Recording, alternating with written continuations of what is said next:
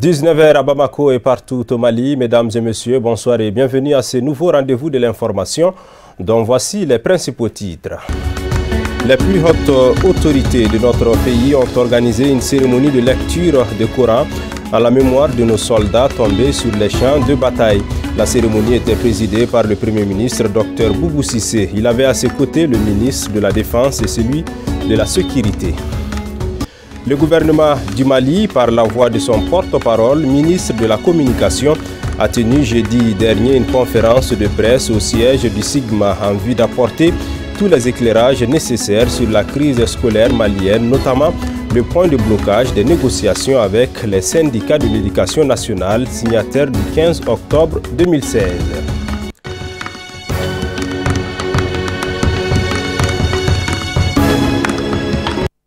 Voici pour le sommaire, mesdames et messieurs, bonsoir et bienvenue dans cette toute nouvelle édition d'information. Je le disais à l'entame de ce journal, les plus hautes autorités de notre pays ont organisé une cérémonie de lecture du Coran à la mémoire de nos soldats tombés sur les champs de bataille.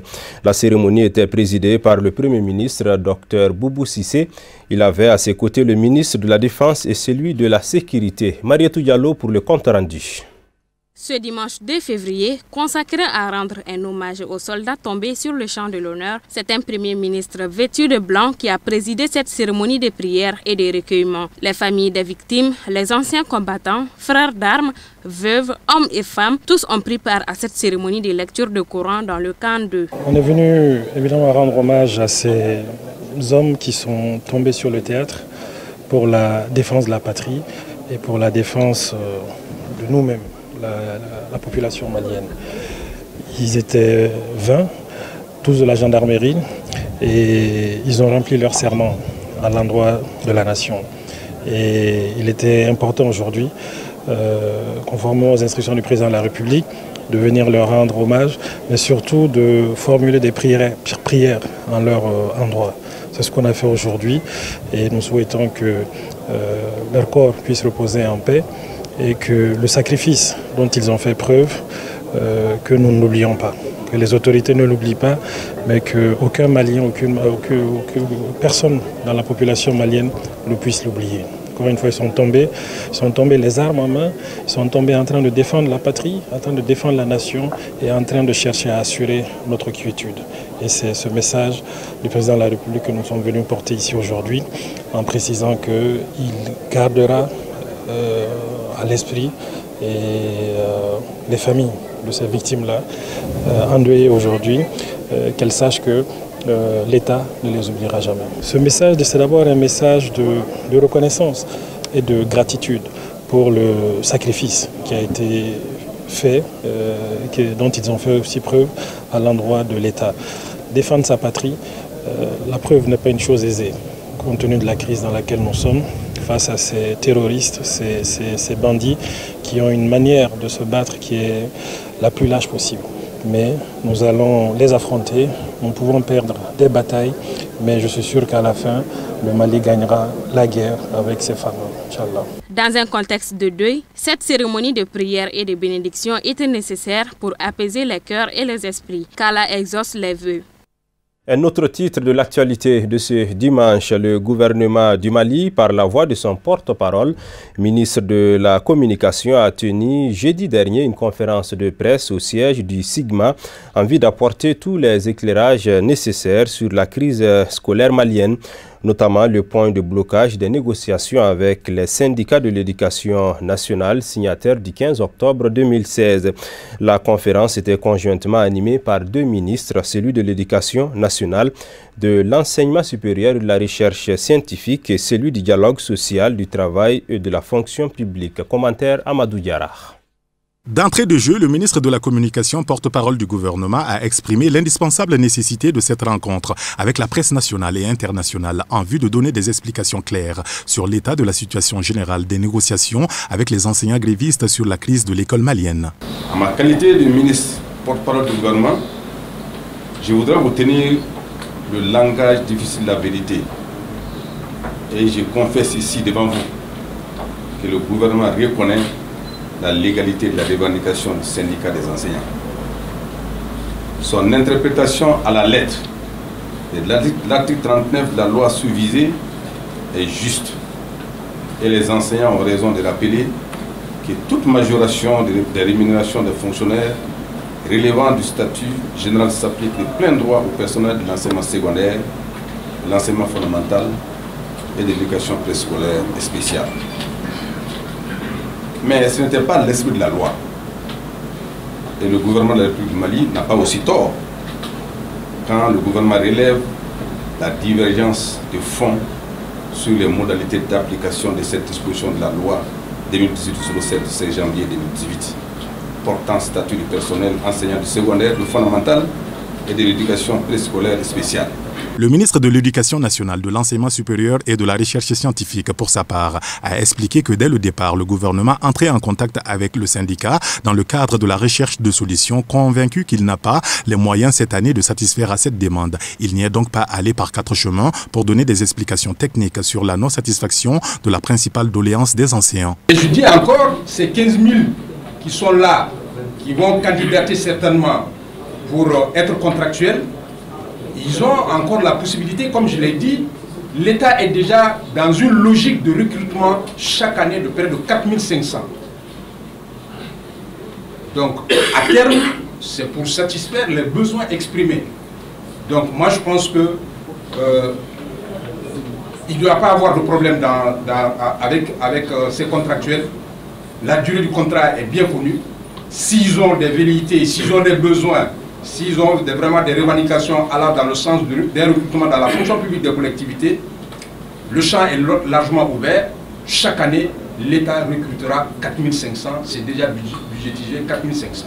Selon le ministre du Dialogue social, l'application de l'article 39 nécessite la mobilisation de la part de l'État de 58 milliards de francs CFA, ce qui semble être au-delà des moyens du gouvernement en ce moment. Il appelle donc les syndicats à faire preuve d'ouverture sur la question de l'article 39. Mais l'article 39 aujourd'hui, tout le monde se rend compte que c'est une erreur. Mais quand on a commis une erreur, le gouvernement comme il l'assume. Aujourd'hui, nous avons l'intention de l'assumer, mais de l'assumer intelligemment, en tenant compte encore une fois de l'environnement dans lequel nous baignons. Et chacun connaît cet environnement-là. Et ça pose bien sûr le problème général des statuts autonomes. Et le gouvernement, souvent, l'État est une continuité, les gouvernements aussi, souvent ont été pris à la gorge et ont accordé des statuts autonomes.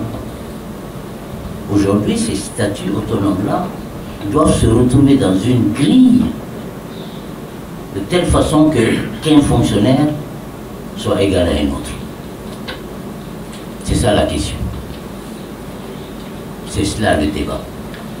Et c'est pour cela que nous avons parlé de trêve sociale. Et c'est pour cela que nous avons parlé de conférence sociale. Il faut que tout le monde s'accorde sur l'égalité des chances au niveau de la fonction publique. Cette conférence de presse aura été suffisamment utile à tout point de vue pour les confrères de la presse afin de jouer le rôle qu'est le leur dans la résolution de cette complexe crise qui risque de perdurer encore longtemps. L'actualité sur un tout autre plan tenu ce samedi 1er février 2020 à Maïeva Palace de la 3e session ordinaire du Conseil supérieur de la Fondation Mohamed VI des oulémas africains. Organisée par la section du Mali, la cérémonie était présidée par le ministre des Affaires religieuses et du culte, Thierno Oumar Hass Diallo. Il avait aussi à ses côtés son Excellence Hassan Nasri, ambassadeur de Sa Majesté au Maroc auprès du Mali. Suivons ce reportage. Dans le cadre de l'exécution des recommandations de la 3e session ordinaire du Conseil supérieur de la Fondation Mohamed VI des oulémas africains, la section du Mali a organisé le 25 et 26 janvier 2020 une compétition de lecture du Saint-Coran entre les élèves des différents centres de mémorisation du Saint-Coran au Mali. Durant 2 jours, plus de 130 candidats ont participé à la phase de présélection. Ce qu'il faut retenir, c'est que Dieu, Allah subhanahu, nous remercions le bon Dieu de nous avoir accordé sa grâce et que cette 2e édition du concours de lecture du Saint-Coran se passe dans d'excellentes conditions. Alhamdulillah, vous avez vu vous-même, il y a eu un grand nombre de jeunes qui ont participé à cette compétition et qui, durant 2 jours, on travaillait, on compétit vraiment avec émulation, avec beaucoup de d'enthousiasme. À l'issue de la compétition initiée la semaine dernière, 3 candidats ont été retenus pour représenter notre pays à la phase finale du concours de mémorisation du Saint-Coran prévu du 25 mars au 1er avril 2020 à Libreville, au Gabon. Il s'agit de Mohamed Sanogo, Mohamed El Haj Fofana et Massiré Sako. Représentant le président du Haut Conseil islamique du Mali, le deuxième vice-président de la fêtière islamique a transmis le message de soutien de son président aux organisateurs. Les résultats ont été proclamés. Nous avons déjà 3 premiers qui seront préparés et envoyés au Gabon en mois de mars-avril pour participer à un concours international entre 32 pays islamiques. Et notre souhait est que le Mali revienne avec les trophées.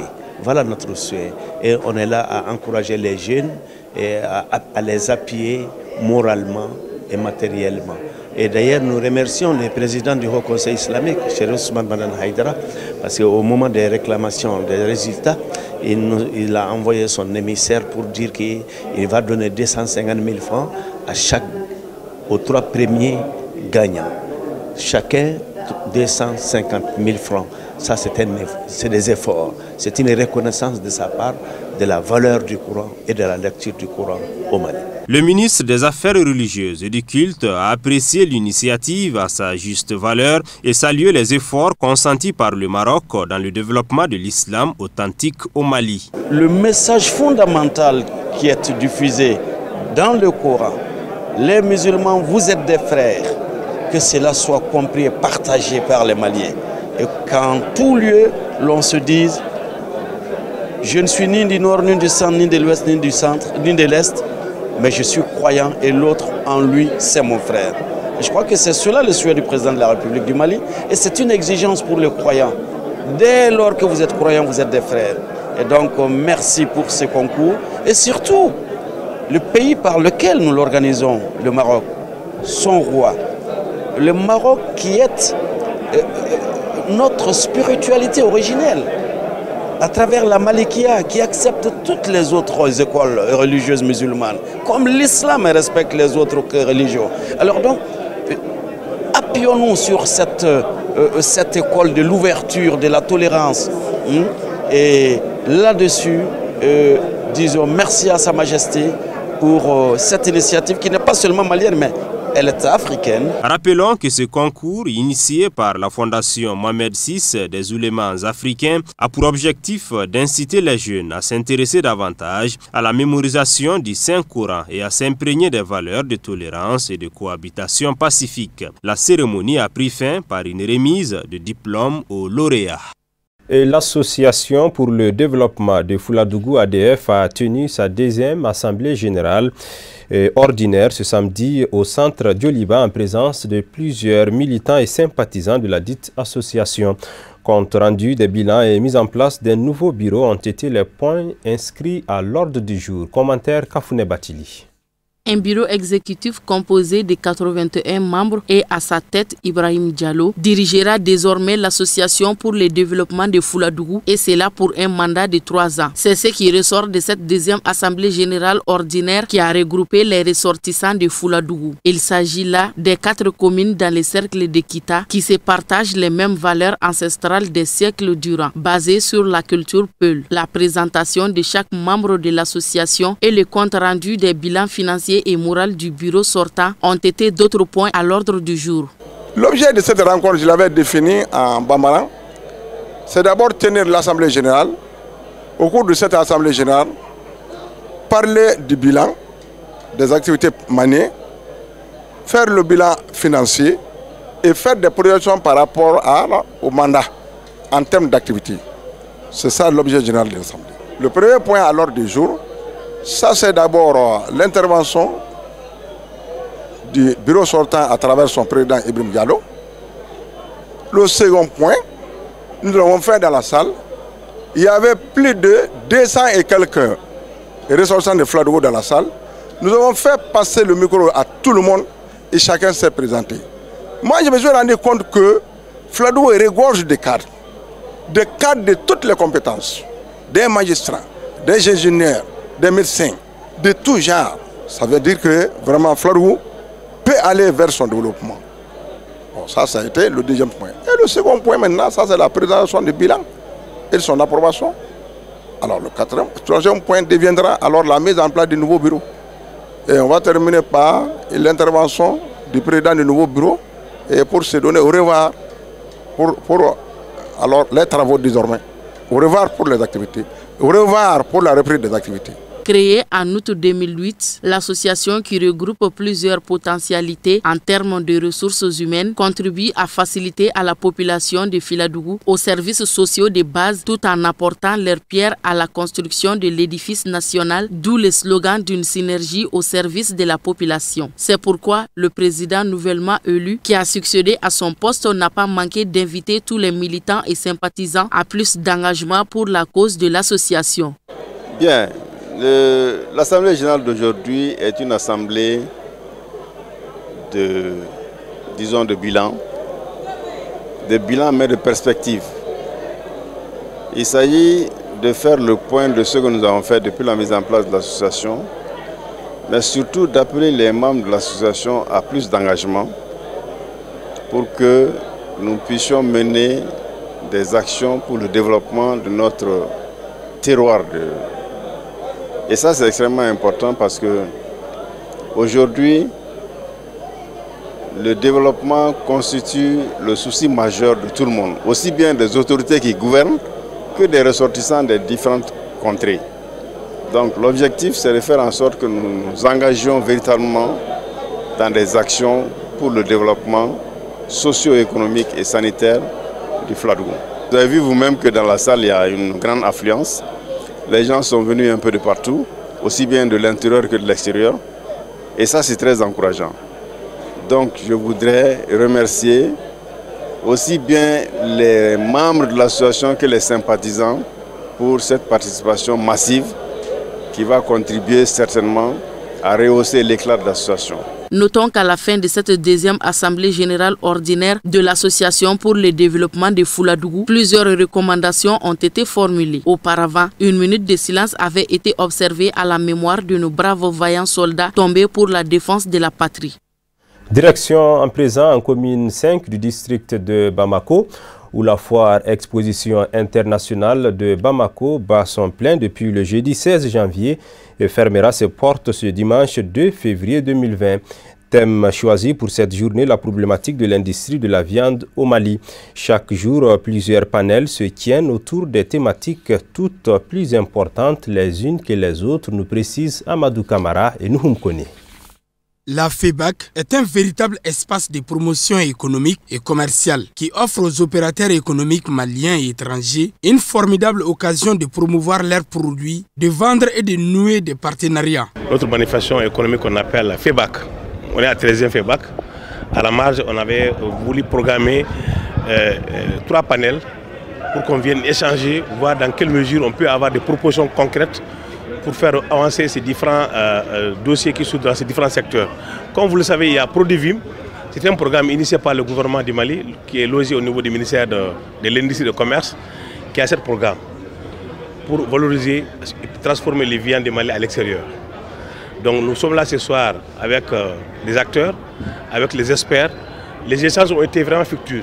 On a appris pas mal de choses parmi ces différents intervenants et les panélistes.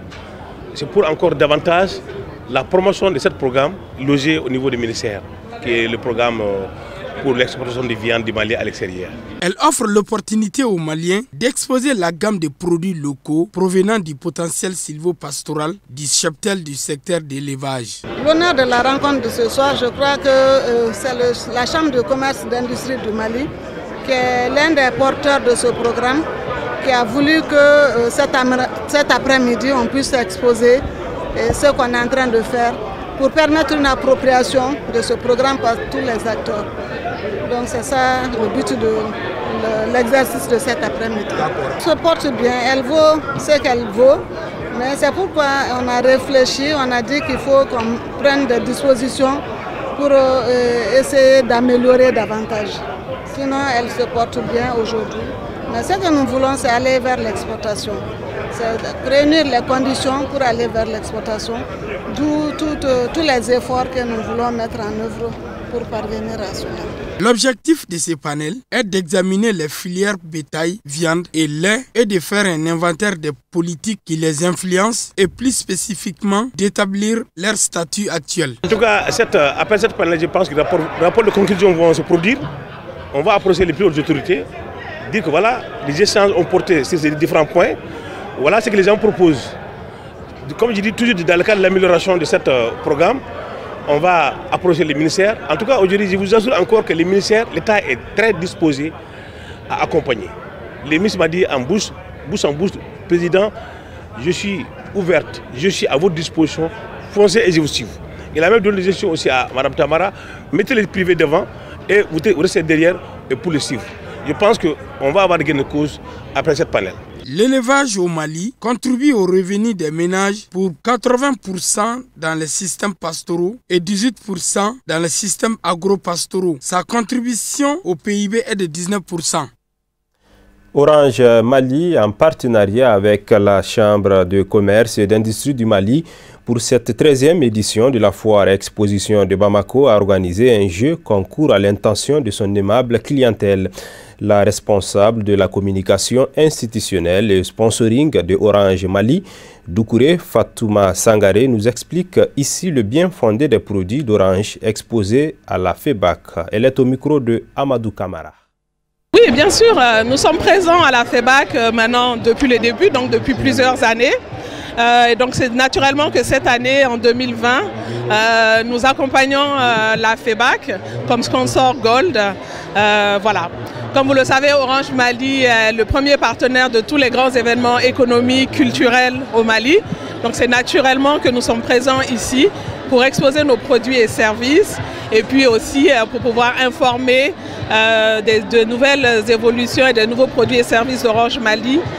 Voilà. La particularité, comme vous le voyez, on a un stand qui est très fréquenté, on a un stand à l'intérieur, mais on a également une agence mobile à l'extérieur où les clients peuvent aller faire toutes les opérations comme dans une agence Orange. Ici, sur le stand, vous avez des produits et services pour toutes nos catégories de clients au Mali, des clients, on va dire, résidentiels, qui peuvent venir faire des opérations, des achats de services, des opérations Orange Monnaie, mais on a aussi des produits et services pour des clients entreprises, des clients B2B, où vous trouverez sur notre stand notre nouveau service, par exemple Yiriwa.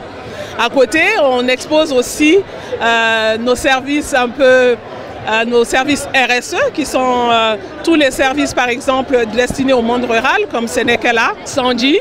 Et on expose également tout ce que notre fondation d'entreprise, la Fondation Orange Mali, fait au quotidien pour les populations maliennes. Et derrière, vous avez pu le voir, je pense que vous avez même dû essayer, nous avons un stand e-sport où les jeunes peuvent venir s'informer, voir ce qui se passe et surtout jouer et compétir. Cet après-midi, on a une compétition sur deux jeux, Street Fighter et PES 2020. Et donc on vous invite tout à l'heure à venir voir nos premiers champions sur la FEBAC. Bien sûr, Orange Mali est toujours aux côtés des autorités pour les grands événements.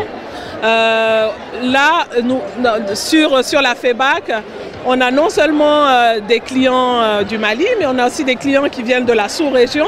Et c'est l'occasion pour nous de pouvoir montrer notre savoir-faire et de valoriser notre responsabilité sociale d'entreprise. Et nous retrouvons Marietou Diallo pour le commentaire de l'actualité africaine et internationale.